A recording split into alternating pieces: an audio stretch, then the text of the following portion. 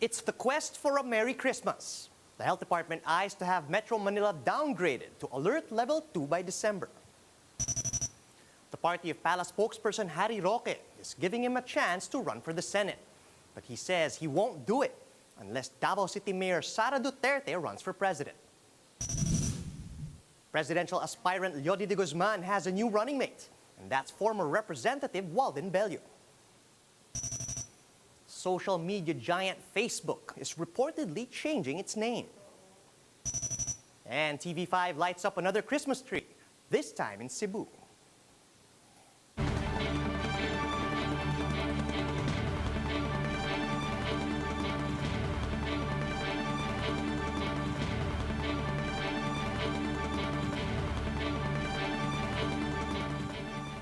Fast, focused, and fearless. Here's everything you need to know as you jumpstart your day. I'm Charles Lejano.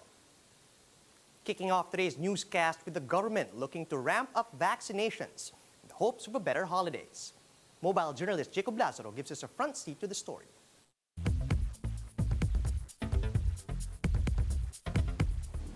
With Christmas just a little over 2 months away, the government is bullish the holidays will be happier this time around. To do that, they're ramping up vaccination. We are now raising the daily target to 1.5 million a day in order to achieve a happy Christmas this year. That, though, is a far cry from the current levels. Daily average of vaccinations now is only at 400,000. Authorities are banking on large shipments coming in. As of Tuesday, more than 24 million or 31% of the target population have been fully vaccinated. And the president is optimistic that this will rise to 50% by Christmas. We are confident that most, if not all, cities in the country will be hit and even surpass the target before Christmas. Adding to the confidence, daily cases are hitting new lows since July with less than 5,000 infections in the past 2 days. Octa Research Group hopes that this will be sustained, that no new variants will emerge. We're not saying it's not possible, but we're just saying that the chances of that have significantly lessened because of the level of vaccinations. With this, the Health Department is eyeing to downgrade Metro Manila to Alert Level 2 by Christmas. Marikina Mayor Mercy Chodoro is looking forward to this. Nakikita ko talagang kailangan from the economic front, talagang ang hirap na natatanasan ng mga tao ngayon.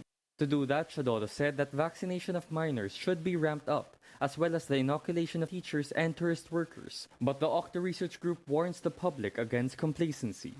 We saved the fourth quarter for livelihoods, but we still lost a lot of lives, and that's why we often tell the government that these are not statistics, they're real people. And we have to learn from what we have done. Health experts say hospitals remain at full capacity since these facilities are also treating other diseases other than COVID-19. But experts say it may just be a matter of time before hospital utilization adjusts, as this is normally a lagging indicator. Mobile journalist Jacob Lazaro, we are One News. The Interior Department says the implementation of the alert level system in provinces is doing good so far. In an interview with One News yesterday, Interior Undersecretary Epimako Dinsing III assured the public that they briefed all involved local chiefs before the enforcement.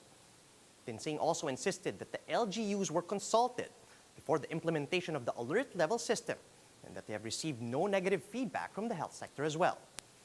Despite this, officials said the government needs more data before they can roll out this system nationwide.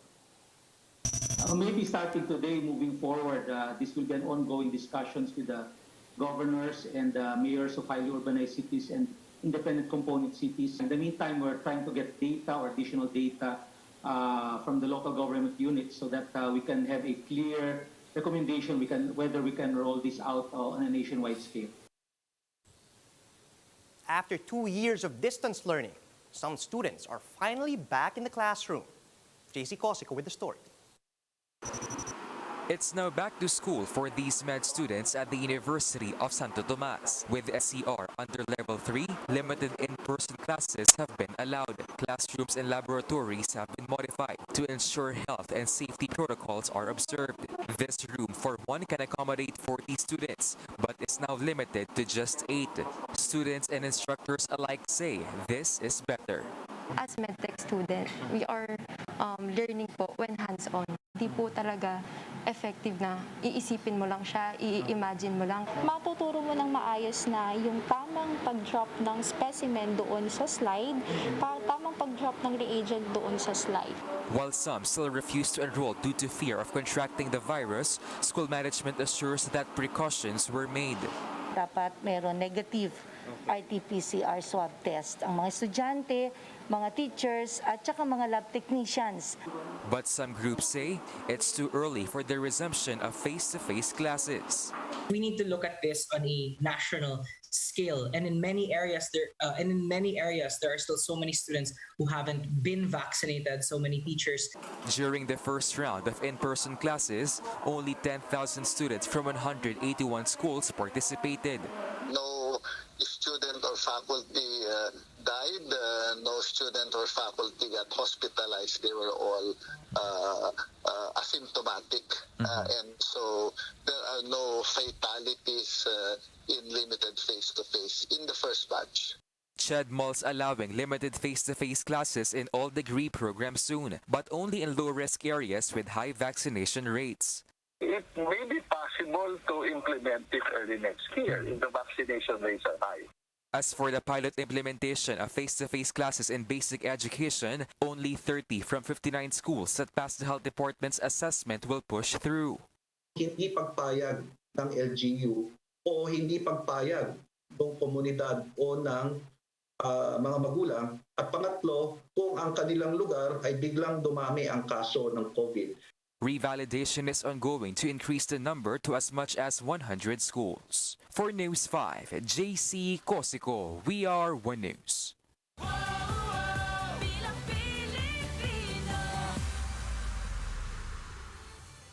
Despite his own party opening the doors for him to run for senator, presidential spokesperson Harry Roque says he will not be joining the senatorial race in 2022.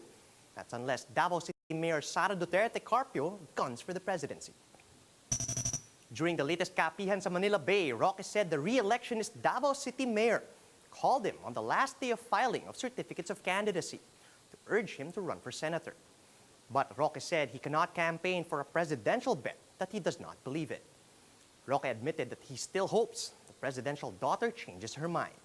This despite Duterte Carpio repeatedly claiming that she would rather stay on as Davao City Mayor. Roque also lamented the lack of funds and donors for an electoral campaign. I will only run if and when Mayor Sara does run for president. I found out just recently that PRP has apparently asked someone to file by way of substitution and giving me the opportunity to run on or before November 15. Yes. But I will reiterate my position since Mayor Sara is not running. I find it difficult to change my decision as well. Former Akbayan Party list representative Walden Bello will be joining the 2022 polls as the running mate of Labor leader and presidential aspirant Leody de Guzman. Bello will be substituting for Partido Lakas ng Masa Vice President Raquel Castillo. In a statement, Bello said he has, quote, no other choice but to enter this fight against the greatest peril in the country today, which is the Marcos Duterte axis of evil. Though a prominent opposition figure, Bello, who chairs Laban ng Masa, was supposedly not approached by the Isang Bayan coalition. Bello also said they sought meetings with Vice President Leni Robredo for months, but it never materialized.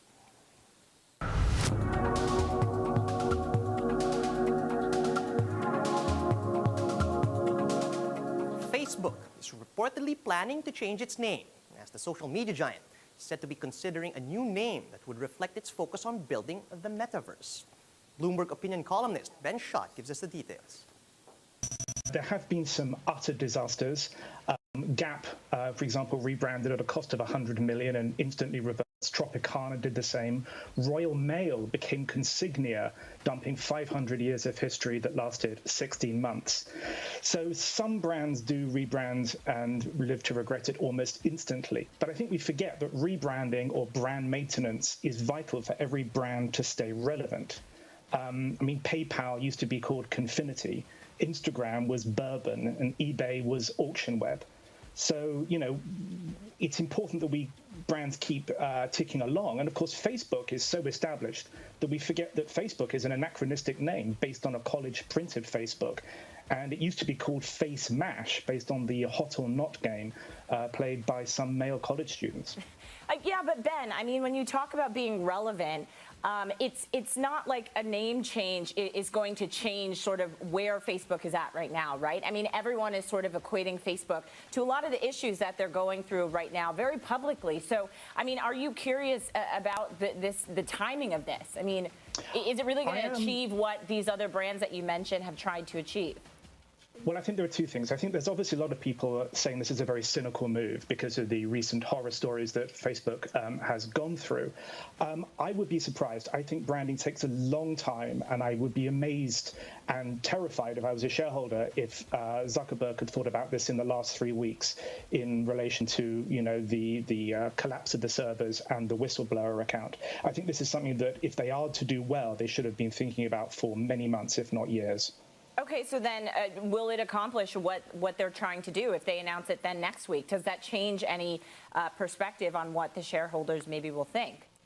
I think if they do change it, this is a long-term game. And I think if he is trying to do something like Alphabet, which is to take the company away from some of the assets that actually make them money, I think this is something that's going to take months and years even to bed in. I think it'll be interesting, for example, if they use the metaverse. Obviously, we don't even know if this is true, and we don't know what name they're going to have.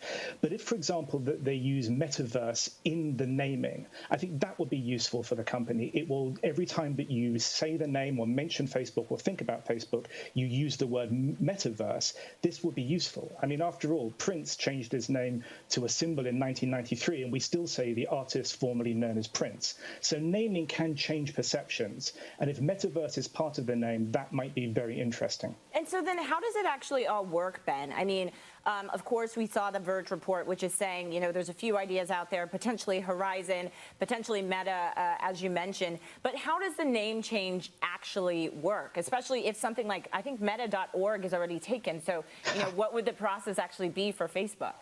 Well, rebranding any company and renaming any company is a non-trivial task. Rebranding a company, a monolith the size of Facebook, is an unbelievable undertaking, and it's the kind of thing that could, take up a brand agency, take them months and months of hard work. First of all, there's a vast array of legal and logistical issues.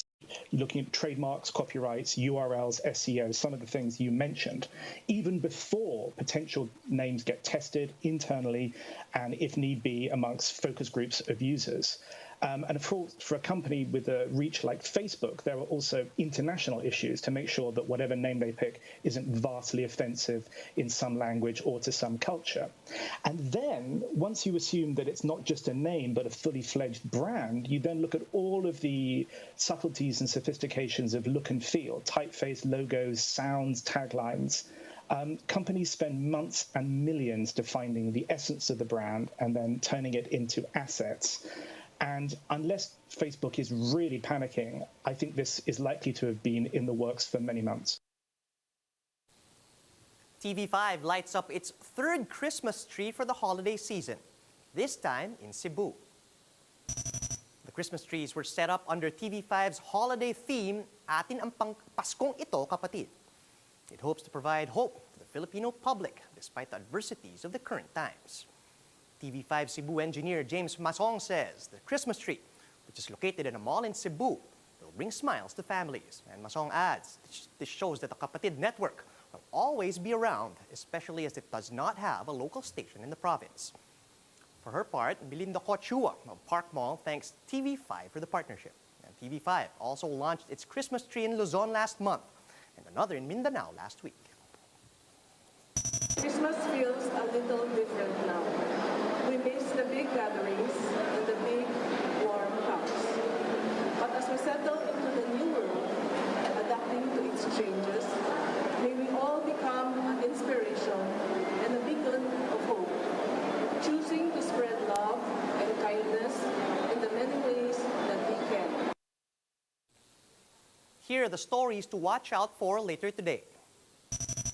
The Philippines lodges another protest against China after Chinese government vessels issued over 200 radio challenges, sounded sirens and blew horns against Philippine authorities conducting patrols in the West Philippine Sea. President Duterte will be in Quezon Province this afternoon, and he is scheduled to attend the inauguration of the Sariaya Bypass Road in Lucena City, after which he will have a meeting with the Calabarzon and TF-LCAC. And Manila Ocean Park reopens today. And that's how the day is shaping up to be. Join us again later at 10 a.m. as we monitor the day's biggest stories from sunrise to sundown. You can also catch One News on Signal Play. Just register for a free account at www.signalplay.com so you can stream One News live anytime and anywhere. I'm Charles Lejano. Mask on, wash hands, and stay safe, Philippines. We're One News.